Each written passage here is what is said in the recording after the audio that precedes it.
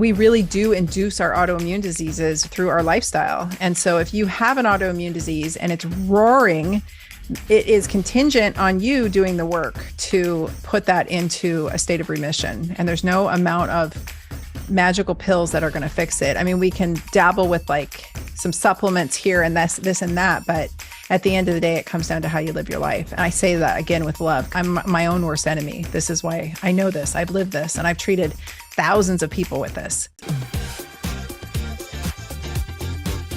All right. So my backstory, just really quickly, I'm going to talk about autoimmune, like I mentioned. I swung back and forth when I was younger. So starting probably in my college years, I would go from springtime, I'd get super hyperthyroid. So my thyroid would get revved up. I'd lose a ton of weight.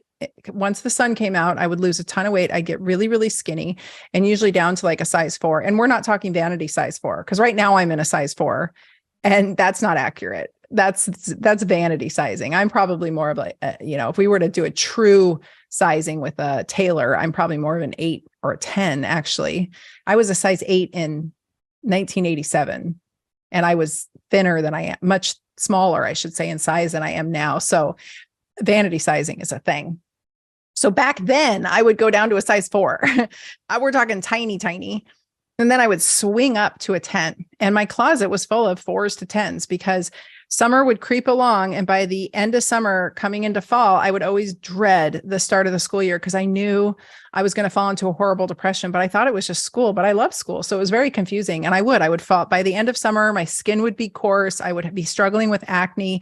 And I'm talking on my arms, on my chest, on my legs, coarseness and acne. And I would be so depressed, and boom, school would start, and I'd be much bigger than when I left school. And this kept happening year after year.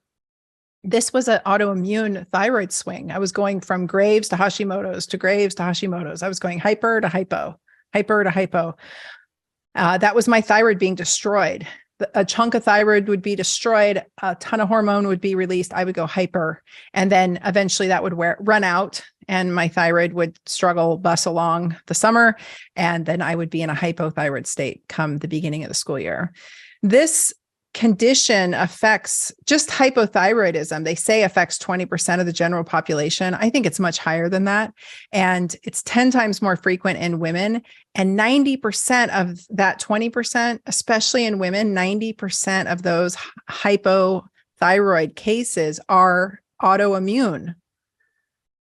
So when women come in to my clinic, or when they would, or now when folks pop into my DMs and they're like, well, I have Hashimoto's. I'm like, welcome to the club. Don't we all? Let's say more often than not, I saw Hashimoto's than not. So I always ran new patients' thyroid antibodies, because if you're looking for autoimmune disease, that's the cheapest antibody to run. It's the easiest to find. It's the cheapest to run on labs. I mean, as far as expenses go. And so if that was positive, welcome to the autoimmune rainbow, right? That means you now are autoimmune prone. And other conditions associated with Hashimoto's or Graves are like diabetes type 1, celiac disease, rheumatoid arthritis, multiple sclerosis, Raynaud's syndrome, vitiligo. Welcome to the rainbow. And at the end of that rainbow is cancer. So if we have positive thyroid antibodies, we have an autoimmune condition. 90% of hypothyroid folks, especially women, are autoimmune. Let that sink in. You cannot cure autoimmune disease. I'm getting really tired of watching folks.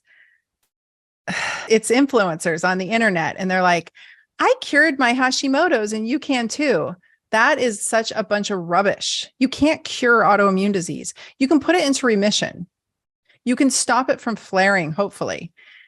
So mine my recent dump out of my thyroid, that came about from an autoimmune flare. That came about from stress. That came about from 8 weeks of rain. That came about from, whatever else. But you can't cure Hashimoto's or Graves. You can mitigate it through good lifestyle management, and you can help put it into remission, but it will rear its head the second things get out of whack again. So maybe it is the weather. Maybe it is a maybe it's COVID or a virus, some other virus that gets you, and you come out of it and you're like, whoa. I was looking at pictures from my wedding, and while I was really thin and looked beautiful, my husband and I had just come out of a gnarly bout with the Delta variant. And if I look at pictures more closely from that trip, my eyes were a little buggy and puffy. So clearly it had sent me into a bit of a Hashimoto's flare. But yeah, you're not alone. If you have Hashimoto's, and I will say this with love, please stop using it as an excuse, like for not being able to lose weight or not being able to do this or not being able to do that. Like, you have control over your autoimmune diseases. That is a topic for another day, but it is your lifestyle that is dictating how that autoimmune disease plays out. So what you're eating, how you're living, who you're living with, what job you have, how you're managing your stress, how you're exercising. Because if you over-exercise, you're going to send yourself into a flare. So quit using Hashimoto's as a diagnosis. It's really that you have autoimmune disease, and your autoimmune disease is either being well managed or poorly managed. And there's no medication, there's no magical cure for this. I mean, sure, there's like low dose naltrexone that can help keep autoimmune issues in check, but there's no magical cure. Somebody asked in my Instagram question, I'm severely gluten intolerant. What medication do I take? I'm like, you stop eating gluten. Like, duh, like just stop eating gluten. I don't, it's so weird to me that people want a medication to fix. There's no medication to fix autoimmune disease, you guys. So if you have Hashimoto's, and I'll say this part too, and this really is a topic for another day. If you have autoimmune disease, there's a very high likelihood a lot of it's your own fault. No, we can't change that we had adverse childhood events. No, I can't change the abuse that happened to me when I was young, or the troubles that I've had, or the fact that I smoked a pack of cigarettes a day when I was a teenager.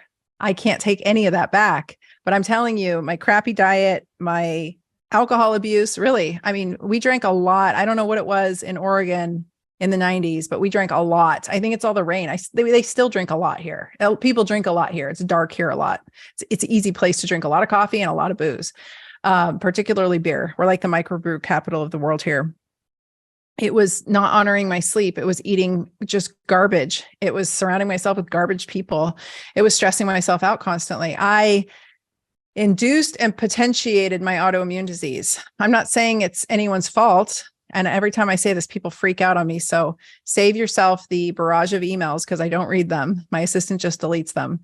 But we really do induce our autoimmune diseases through our lifestyle. And so if you have an autoimmune disease and it's roaring, it is contingent on you doing the work to put that into a state of remission. And there's no amount of magical pills that are going to fix it. I mean, we can dabble with like some supplements here and this and that, but at the end of the day, it comes down to how you live your life. And I say that again with love, because boy, I'm my own worst enemy. This is why I know this. I've lived this, and I've treated thousands of people with this. So you cannot cure your autoimmune disease, though. Let's just say that. Subclinical hypothyroidism shows itself as you might have labs ran and you will have normal T4 and T3, normal T4, normal T3, and mildly elevated TSH. And your doctor will tell you, forget about it. And I'm here to tell you, don't forget about it, because there was a study I saw way back in like 2008 showing a way like 250% increased risk of heart attack in women with subclinical hypothyroidism. So this is not something to ignore. And before I really go into it, no, you cannot get off your medication. I'm going to say that again. If you're on thyroid medication, so many of you wrote me and said, I've been on Synthroid for 20 years. I've been on Armour Thyroid for 30 years and I want to get off. No, you cannot get off of thyroid medication. There are some things we can go on and off of. I firmly believe that thyroid and testosterone are not them. Those men on testosterone, you're on it for life. Women, I think I don't want to get into the testosterone conversation, but I think women can cycle it. But if you're on thyroid, you're on thyroid.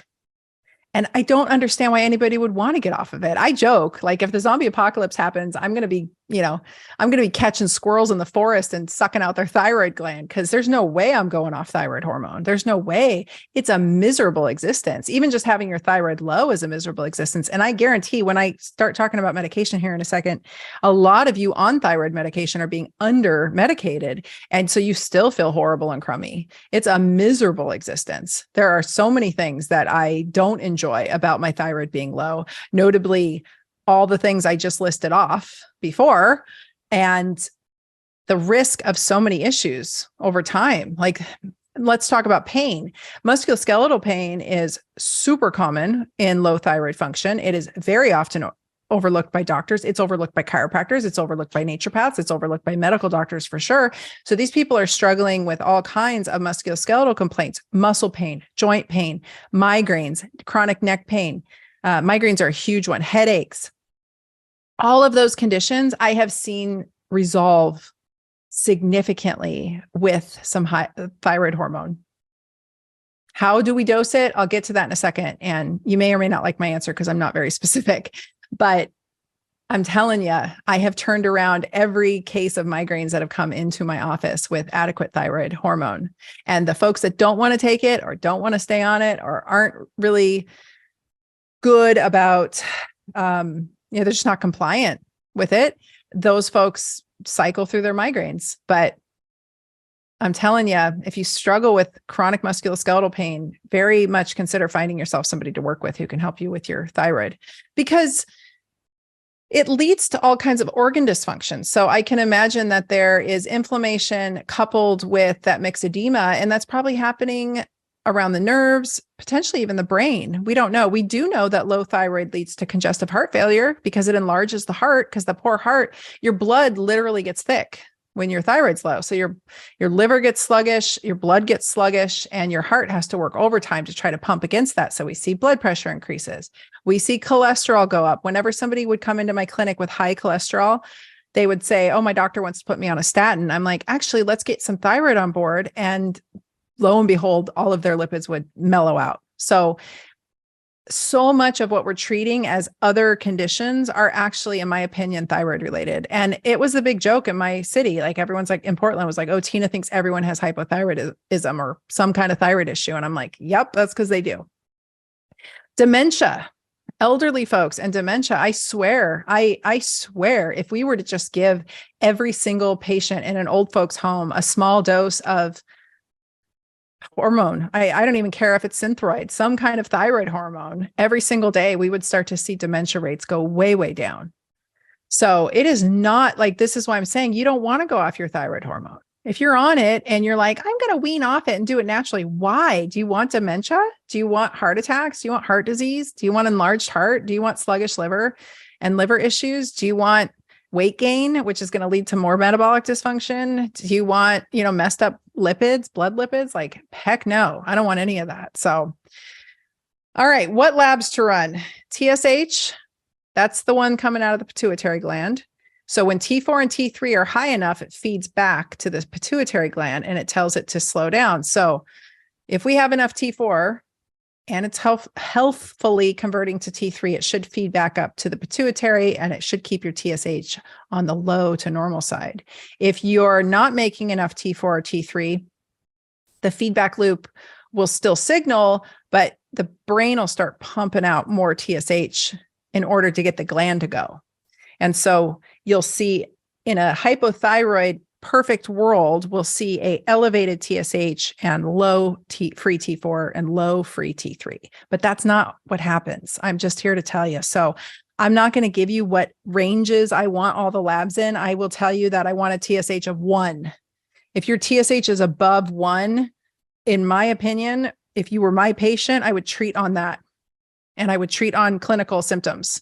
And those two together would tell me if it was worth treating on. And then we would monitor you. And I don't know very many doctors who will treat this way. So I don't, and I really can't make any personal referrals. So please do not email me asking, because I have no idea. There is not a lot of doctors who treat this way. But my whole practice was musculoskeletal pain. So it was a really good gauge. If we got the thyroid hormone levels to the right spot, the pain would go away or it would significantly diminish. And that's how I knew we were on the right track. And so I could use pain as a gauge. And then I would monitor these people with labs, of course, to make sure we weren't causing any problems. And we would monitor them with physical exam and make sure we weren't having any heart palpitations or tachycardia or anything like that. But TSH of 1, that's where I tried to keep it. And others will agree or disagree. That's okay. I had a very successful practice and I helped a lot of people. And that was my parameters. As far as where you want your free T4 and free T3, I have no idea. To me, those were less relevant. Those markers need to be looked at in addition to what the clinical symptom picture is. So those have to add together to something. This is why I don't encourage you to go do it yourself. You can run your labs yourself. You can go online and find lab companies that'll let you run your lab. You go somewhere, you get your blood drawn, and you can order your own labs. But if you don't know how to interpret them, and you don't know how to interpret them and actually look at them in conjunction with physical symptoms, then you're potentially, missing something. That's not good. We don't want you to miss something either way. We don't want you to be over or under. Being over can lead to cardiovascular disease. We don't want you cranked out on thyroid for a long time. That can lead to osteoporosis. It can lead to heart attacks. It can lead to all kinds of problems. But going back to the TSH, the one that's secreted out of the brain, it's so crazy because I think, I haven't looked recently, but when I was in practice just a few years ago, it was 0.5. A normal TSH was considered a 0.5 to 5, which is crazy to me. That's like you going to the shoe store and saying, I'm a size 8.5, and they bring out a 13. And you're like, this doesn't fit me. And they're like, that's fine. It's still in the normal range. And you're like, but I can't walk well in it. And I'm tripping and I'm stumbling. And they're like, it's fine. It's in the normal range. Or they try to, smash you into size 5. And you're like, it doesn't fit. They're like, yeah, it's still in the normal range. You're fine. That's how they treat thyroid. It's crazy to me. So I don't know. I don't know what to tell you, because if you want a practitioner who's good at this and who can help you, you're probably going to have to pay out of pocket, and you might have to travel out of state, to be honest with you, because even the docs that we don't learn how to treat thyroid well in naturopathic school. We don't learn hormones there unless people have taken training outside of school. And this goes for functional medicine practitioners and the likes. They don't really know how to do this either. So we don't want you getting trapped. Trust me, your MD, I love MDs, but most of them have absolutely no clue how to approach this or treat it. So get away from the whole, a lot of people ask, how can I do this and get my insurance to pay for it? You have to get away from that mindset, because you're not going to find those people in your insurance policy. Not anyone worth their salt. Anyone who's really good at what they do isn't going to accept insurance. Insurance sucks for the practitioner. It's like they pay you 30 cents on the dollar. Why would anybody who's good at something accept 30 cents on the dollar? I mean, you wouldn't, right?